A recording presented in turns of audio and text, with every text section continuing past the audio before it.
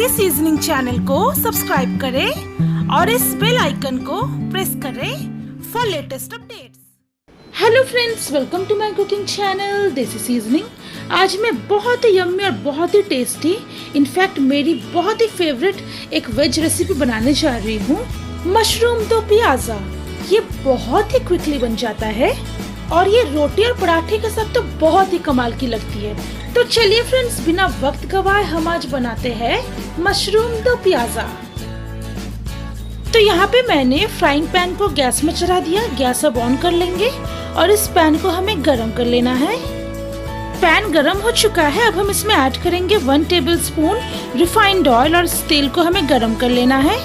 तेल गरम हो चुका है। अब हम इसमें ऐड करेंगे 1 मीडियम साइज क्यूब्ड किया हुआ अनियन को मैंने इस तरह से बड़े बड़े क्यूब्स में कट कर लिए हैं। इसे हमें ऐड करना है। अब अनियन को हमें लाइट पिंक होने तक फ्राई कर लेना है। अनियन फ्राई हो चुका है। अब हम इसे एक ड्राई बोल में उतार लेंगे। अब ये सेम पैन में 2 टेबलस्पून रिफाइंड ऑयल ऐड करेंगे और तेल को अच्छी तरह से गरम कर लेंगे। अब इसमें ऐड करेंगे 2 बे लीव्स। यहाँ पे मैंने 1 मीडियम साइज अनियन को फाइनली चॉप करके लिया हुआ है, इसे भी ऐड कर देंगे। अब अनियन को हमें लाइट पिंक होने तक फ्राई कर लेना है। अनियन फ्राई हो चुका है। अब हम इसमें ऐड करेंगे 1 टेबलस्पून जिंजर गार्लिक पेस्ट। अब जिंजर और गार्लिक का रॉ स्मेल जाने तक हमें इसे अच्छी तरह से फ्राई कर लेना है। ये फ्राई हो चुका है। अब हम इसमें ऐड करेंगे 1 large size finally chopped tomato. अब हमें इसे हाई फ्लेम में 1 मिनट के लिए फ्राई करना है। तब तक ये टमाटो जो है थोड़ा बहुत गल भी जाएगा। साथ ही साथ इसमें ऐड करेंगे 1 tablespoon chopped green chillies.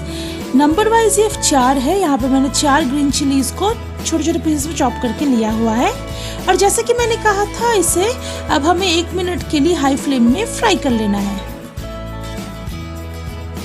Friends, ये टमाटो बिल्कुल गल चुका है। अब हम फ्लेम को बिल्कुल लो कर देंगे और एक एक करके हम इसमें ऐड करेंगे सारे पाउडर्ड स्पाइसेस।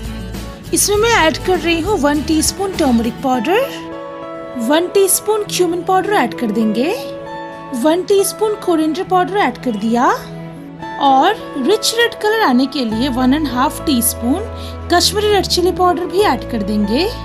अब मसाले को हमें हाई फ्लेम में 1 मिनट के लिए फ्राई कर लेना है। मसाला फ्राई हो चुका है। अब हम इसमें ऐड करेंगे नमक बिल्कुल स्वाद अनुसार। अच्छी तरह से इसे मिक्स कर लेंगे।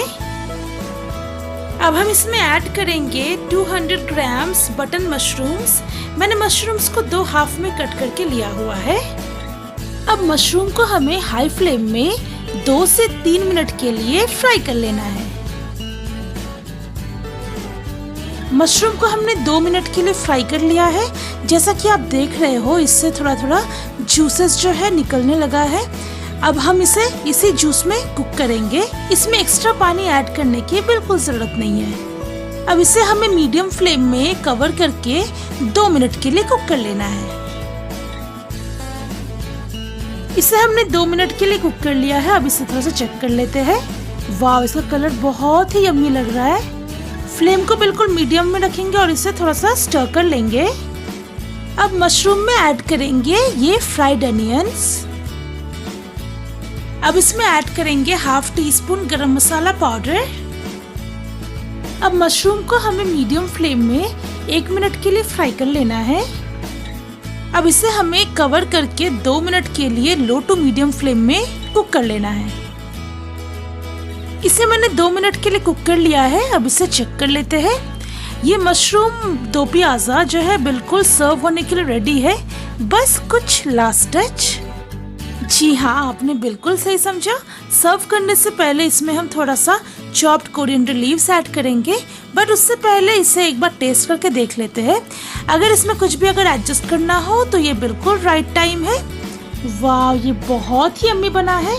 टेस्ट बिल्कुल परफेक्ट है। अब हम इसमें ऐड करेंगे 1 टेबलस्पून के अप्रॉक्स चॉप्ड कोरिएंडर लीव्स। इसे अच्छी तरह से स्टर कर लेंगे। तो फ्रेंड्स, हमारा ये मशरूम दो प्याजा अब सर्व होने के लिए बिल्कुल रेडी है। तो चलिए अब हम इसे सर्व करते हैं। तो फ्रेंड्स ये रहा हमारा आज का रेसिपी मशरूम दो प्याजा। आप इसे गर्मा गर्म सर्व कीजिए रोटी, पराठा या नान के साथ। आप इसे अपने घर में जरूर ट्राई करें। अगर आपको आज का हमारा ये रेसिपी अच्छा लगा हो तो आप हमारे इस चैनल को लाइक करें, शेयर करें। आपका जो भी सजेशन हो इस डिश के रिगार्डिंग आप हमें नीचे कमेंट सेक्शन में बता सकते हो।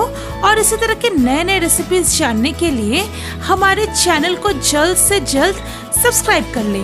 तो चलिए बहुत जल्द मिलते हैं एक नए रेसिपी के साथ। तब तक के लिए